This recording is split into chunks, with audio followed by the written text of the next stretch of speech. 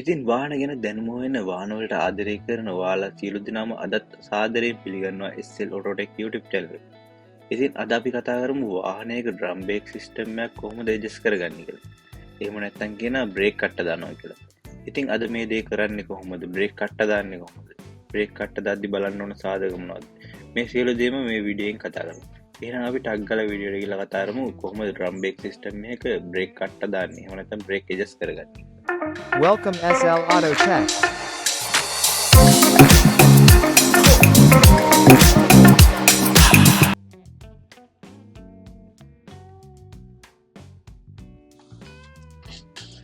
ඉතින් යාළුවනේ බ්‍රේක් කට්ට දාද්දි මුලින්ම කරන්න ඕන දෙයක් තමයි මේ බ්‍රේක් කට්ට දාන්න අදාළ රෝදිය අපි ජැක් එකක් ගහලා උස්ස ගන්න එක. ඉතින් යාළුවනේ ඊට පස්සේ පුළුවන් මේ හැම වාහනයකම ඩ්‍රම් බ්‍රේක් සිස්ටම් එකක් තියෙන වාහනයකම රෝදියට ඇතුළට තියෙන පොඩි කට්ට කැල්ලක් තියෙනවා. ඒ කියන්නේ බ්‍රේක් මල් අපිට ඇඩ්ජස්ට් කරගන්න. ඉතින් මේ පොඩි තව්ව ගාව තියෙන ඊතලයක් ගහලා හැම වාහනයකම බලා ගන්න පුළුවන් ඉන්නේ. සමහර වාහනවල ඊතලෙ මැකිලා තියෙනවා. ඉතින් මේ වාහනේ නම් දැන් පේන්න තියෙන හින්දා තමයි මම ඔයාලට මේ වීඩියෝ කරන්න හිතුවේ.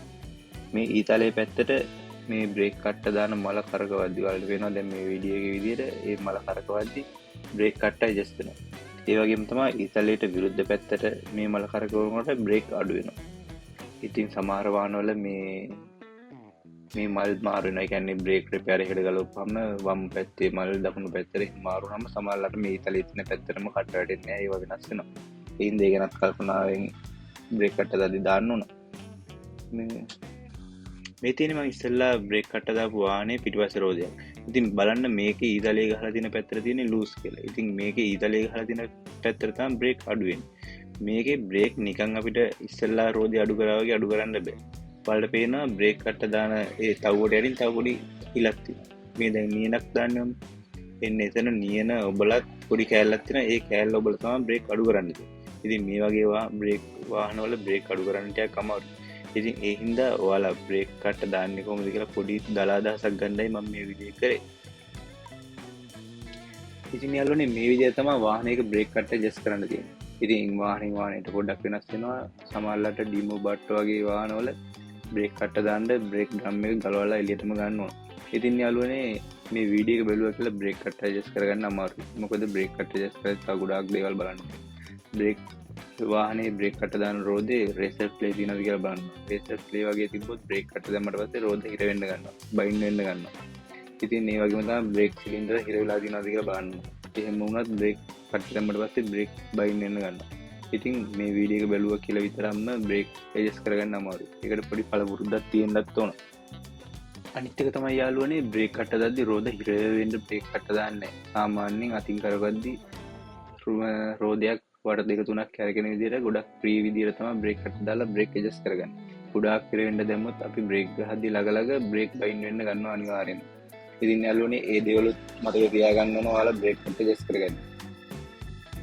ඉතින් යාළුවනේ තව දෙයක් ඔයාලට කියන්න ඕන බ්‍රේක් කට්ට දාද්දි බ්‍රේක් ඊතලයේ ගහලා තියෙන පැත්තට බ්‍රේක් කට්ට දැම් වැටුණට සමහරලාට බ්‍රේක් අඩු කරද්දි මල ඒ පැත්තට කරකෙන්නේ නැහැ. මොකද බ්‍රේක් මල ලොක් කරන්න පොඩි කට්ට කැල්ලක් කරලා තියෙනවා.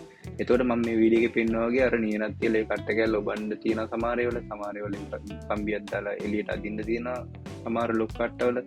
ඉතින් ඒ ගැන සැලකිලිමත් වෙන්න මොකද ඔයාලා බ්‍රේක් කට්ට දැම්මට පස්සේ බ්‍රේක් අඩු කරගන්න බැරුව යයි ඒ කට්ට කැල්ල තිබ්බොත්. ඉතින් එහෙම වෙලාවකට එක්කෝ අර නියනත් තියලා ඔබන්න හරි නැත්නම් කම්බියක් දාලා අදින්න හරි ඒ වාහනෙන් වාහනයට ඒ දේවල් වෙනස් වෙනවා. ඉතින් යාළුවනේ මං හිතනවා ඔයාලා බ්‍රේක් කට්ට දාන්න. ඒ කියන්නේ නැත්නම් ඩ්‍රම් බ්‍රේක් සිස්ටම් එකක් ඇඩ්ජස්ට් කරගන්නේ කොහොමද කියලා පොඩි දලා අදහසක් ගන්නද කියලා මේ වීඩියෝ එකේ. ඉතින් යාළුවනේ වාහනවලට ආදරය කරන වාහන ගැන දැනුම හොයන ඔයාලා අනිවාර්යයෙන්ම මගේ YouTube channel එක subscribe කරලා තියාගන්න. මේ වගේ අලුත් වීඩියෝ මම මේ channel එකෙන් ගේනවා. ඒකට ඔයාලටත් වාහන ගැන දැනුම ඔයාලගේ තියෙන දැනුම වැඩි කරගන්න පුළුවන්.